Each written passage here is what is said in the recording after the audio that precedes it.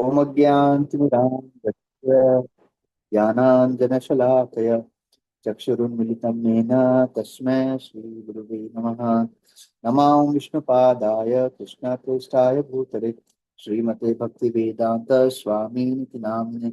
नमस्ते सारस्वती देवे गौरवाणी प्रचारिणे निर्विशेष शून्यवादी पाश्चात्य देशतारिणे। जय श्री कृष्ण चैतन्य प्रभु नित्यानंद श्री अद्वैत गदाधर श्रीवासादि गौर भक्तवृंद। हरे कृष्णा कृष्णा कृष्णा हरे हरे, हरे राम राम राम हरे हरे।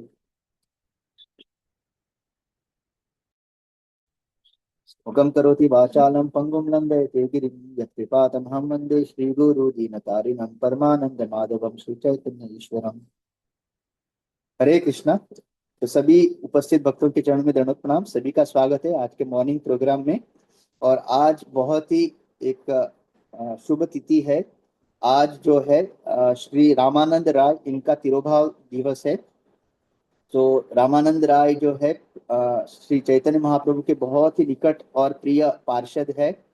और ऐसा भी कहा गया है गौर गणोदेश दीपिका में कि ये अ, अ, पूर्व जन्म में मतलब पहले इनका भगवान के साथ जो साक्य रस अर्जुन, तो मतलब अर्जुन थे वो।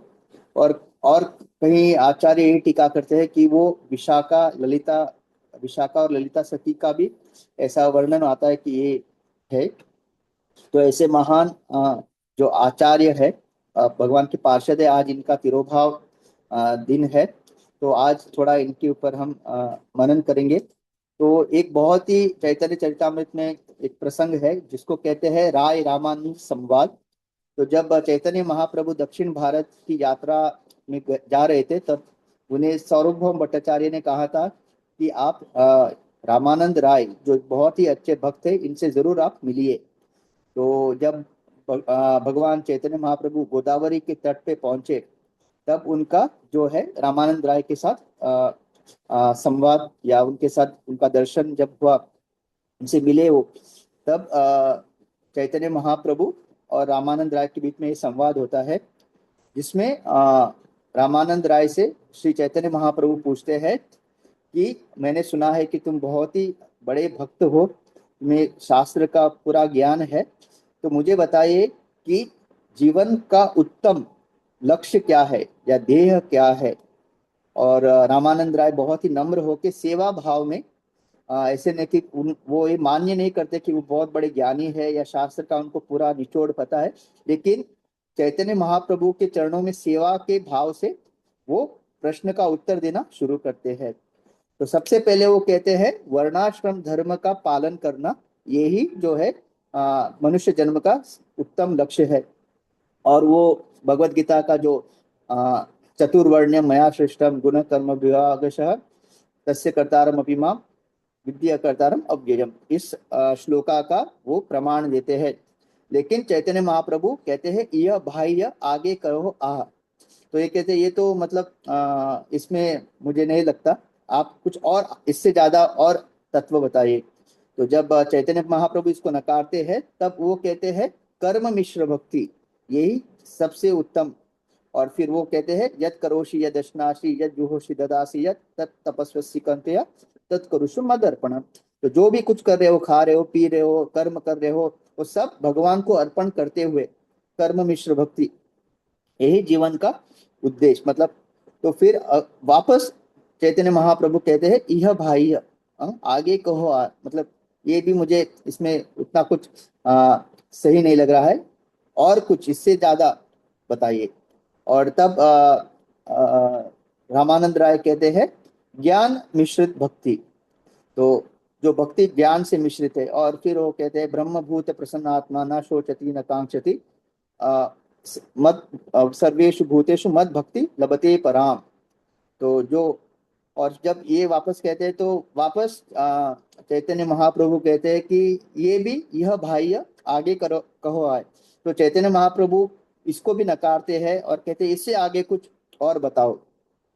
और तब रामानंद राय कहते हैं स्वधर्म त्याग, मतलब हर सब त्याग के भगवान की शरण लेना। और तब वो जो भगवत गीता का हम जानते हैं सबसे मोस्ट सबसे ज्यादा जो हम श्लोका का जो उपयोग करते हैं, सर्वधर्मान परित्यज्य माम एकम शरणम व्रज अहम त्वाम सर्व पापेभ्यो मोक्ष इच्छामि मा शुच। तो एक रामानंद राय कहते हैं ये जो है जीवन का उत्तम ध्येय है, अल्टीमेट गोल ऑफ लाइफ। लेकिन चैतन्य महाप्रभु इसको भी नकार देते हैं, ये कहते यह बाह्य आगे करो है। तो हम जितने भी भगवत गीता का हमने पठन किया है और हम हमारे बहुत बार आचार्यों से सुना है कि, तो हमको भी लगेगा क्या चैतन्य महाप्रभु ने इसको भी नकार दिया। तो हम जानने की कोशिश करेंगे कि चैतन्य महाप्रभु हमको क्या शिक्षा देना चाहते हैं। एक्चुअली चैतन्य महाप्रभु रामानंद राय के द्वारा हमको शिक्षा दे रहे हैं, तो इसको भी वो नकार देते हैं, स्वधर्म त्याग। और फिर जो है रामानंद रामानंद राय कहते हैं ज्ञान शून्य भक्ति। और तब वो ये अन्याभिलाषिता शून्यम ज्ञान कर्मादि अनावृतम अनुकूलेनु कृष्णानु शीलनम भक्तिरुत्तमा। तो ये जब रामानंद राय जब ये कहते हैं ज्ञान शून्य भक्ति, और इसको जब वो इसका प्रमाण देते हैं, तब चैतन्य महाप्रभु पहली बार कहते हैं यह है।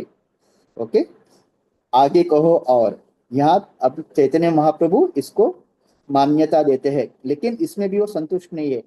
क्यों? अभी तक वो क्यों कह रहे थे यह बाह्य, अभी तक वर्णाश्रम, फिर कर्म मिश्रित, ज्ञान मिश्रित, ज्ञान शून्य, स्वधर्म त्याग, यहाँ तक वो यह बाह्य क्यों कह रहे थे? क्योंकि ये सारा हम जब कर रहे हैं, हम आध्यात्मिक जगत के बाहर है।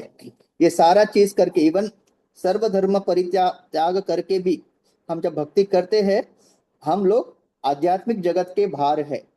हम आध्यात्मिक जगत में तभी प्रवेश कर सकते हैं जब हम इस स्तर पे आते हैं, अन्याभिलाषिता शून्यम। क्योंकि इस भौतिक जगत में दो प्रकार के व्यक्ति है। एक जो भोग करना चाहते हैं, हाँ, वो है कर्म, और भोग कर करके जब उनको संतुष्टि नहीं मिलती, वो देख रहे हैं कि अभी भी दुख है इतना भोग करने के बाद भी, फिर वो क्या चाहते हैं? मोक्ष यानी ज्ञान।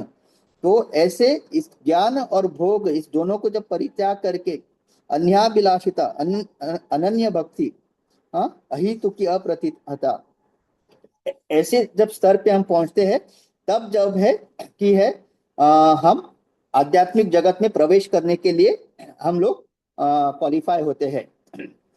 तो फिर आगे कहो है, तब वो कहते हैं प्रेमा भक्ति। और उस प्रेमा भक्ति में सबसे पहले वो कहते हैं शांत रस। तो शांत रस में जहाँ पे भगवान की महानता, भगवान के लीला के ऊपर जो मनन किया जाता है, चिंतन किया जाता है, लेकिन शांत रस में जो है क्या होता है?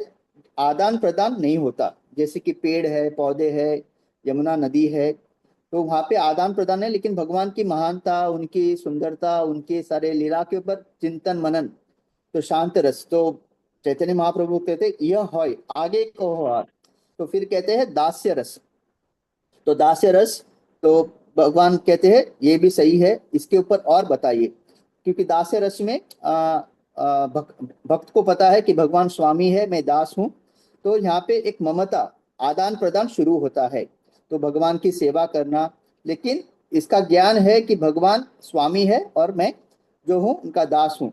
तो ममता यानी भगवान के प्रति जो एक प्रेममय संबंध शुरू।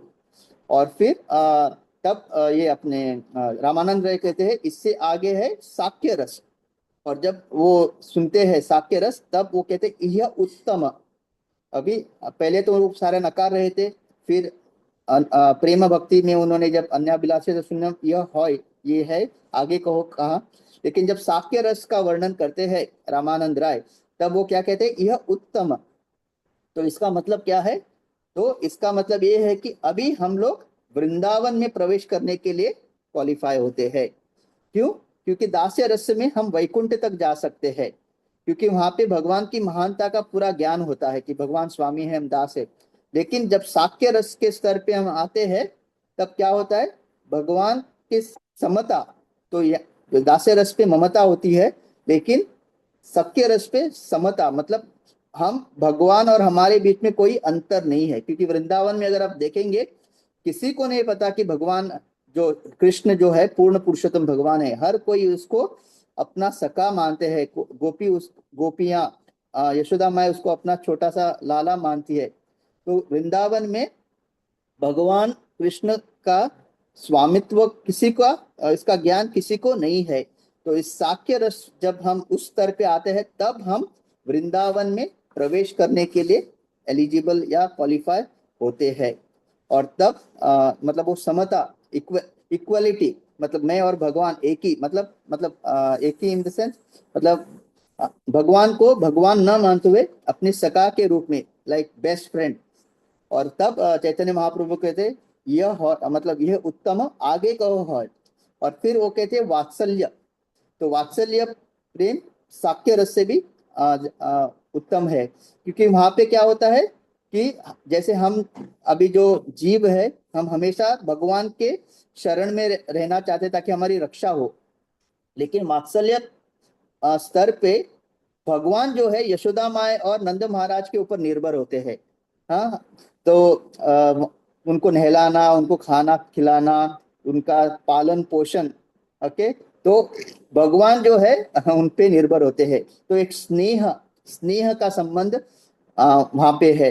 लेकिन चैतन्य महाप्रभु कहते इससे आगे बताइए, क्योंकि क्या होता है कि जैसे भगवान बड़े हो जाते हैं तो जब यशोदा मैया उनको नहलाना चाहती है या उनको, तो वहां पे क्या होता है, क्योंकि अभी भगवान थोड़े बड़े हुए हैं तो थोड़ा हिचकिचाते हैं, राइट।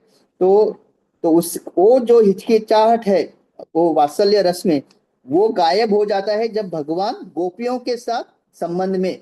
तो ये जो माधुर्य लीला में तो क्या होता है, वात्सल्य प्रेम से भी ऊपर है वो जो गोपियों के साथ जब भगवान संबंध में आते हैं, जब, तो इससे ऊपर है जो है गोपियों के साथ जो भगवान। इसलिए चैतन्य महाप्रभु हमको हमेशा बताते हैं कि आराध्यो भगवान ब्रजेश तनयस तद्धाम वृंदावनम रम्या काचित उपासना व्रज वधु वर्गीय यह कल्पिता।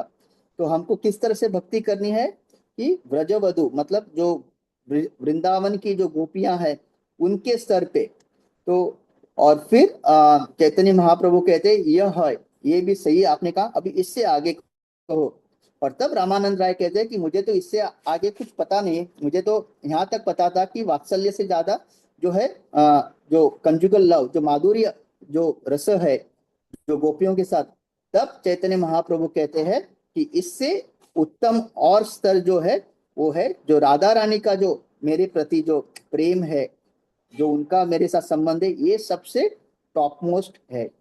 तो इस तरह से चैतन्य महाप्रभु रामानंद राय के द्वारा हमको ये शिक्षा दे रहे हैं, क्योंकि प्रेम के भी अलग अलग स्तर है।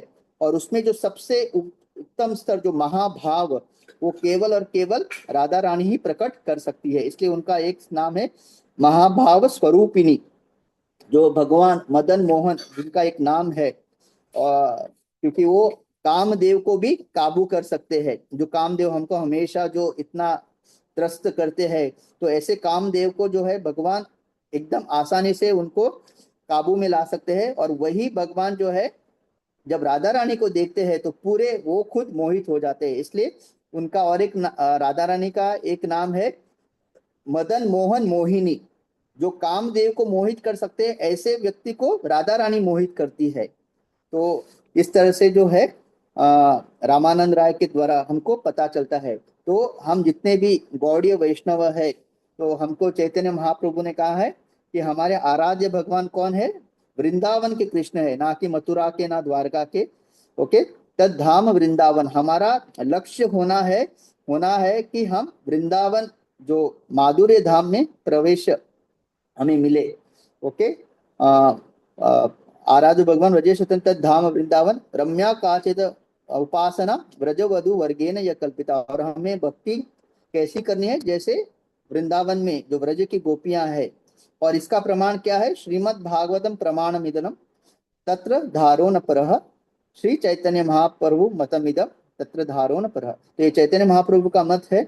तो आज इतना बहुत ही सुंदर तिथि पे हम श्री रामानंद राय के चरणों में हम प्रार्थना करेंगे कि हमें जो इतना सुंदर सौभाग्य मिला है कि माधुर्य धाम की भक्ति में प्रवेश करने का जो एक अवसर इस मनुष्य जन्म में शिला प्रभुपाद के द्वारा चैतन्य महाप्रभु के द्वारा, उनके पार्षदों के द्वारा जो मिला है, हम उसको सार्थक कर पाए और अनन्य भक्ति बिना किसी अभिलाषा के हम बहुत ही शुद्ध प्रेमा भक्ति में अग्रसर हो। और इसके अलावा आज का जितने भी हम गोवा के जो भक्त बनने का या भक्त बनने का जो प्रयास कर रहे हैं, हमारे लिए आज का तिथि और भी बहुत ही सुंदर या महत्व है, क्योंकि आज ही के दिन इस रामानंद राय, श्री रामानंद राय आचार्य के तिरुभाव के दिन हमारे एक बहुत ही प्रिय भक्त धीर कृष्ण रूप प्रभु, उन्होंने उनका शरीर इसी तिथि पे छोड़ा था। आज उनका 7वां साल है। इसी दिन इसी तिथि पे उन्होंने अपना शरीर छोड़ा था, तो उनके भी चरणों में हम प्रार्थना करेंगे। बहुत ही सुंदर भक्त थे। गोवा में उन्होंने इतने सुंदर भक्तों को जोड़ा, उनको प्रेरणा दी भक्ति करने के लिए। तो ऐसे शुभ अवसर पे ऐसे महान जो भक्त है, उनके चरणों में हम प्रार्थना करेंगे कि हम भी अनन्य शुद्ध भक्ति करने के लिए हमेशा लालायित रहे और यही हम अपने जीवन का लक्ष्य बनाए। हरे कृष्णा। बहुत बहुत धन्यवाद। जगत गुरु शिला प्रभुपाद की जय। अनंत कोटि वैष्णव की जय। पांचाकल्पतरुभ्यश्च कृपा सिंधुभ्यैव च पतितानां पावनेभ्यो वैष्णवेभ्यो नमो नमः। अनंत कोटि वैष्णव की जय।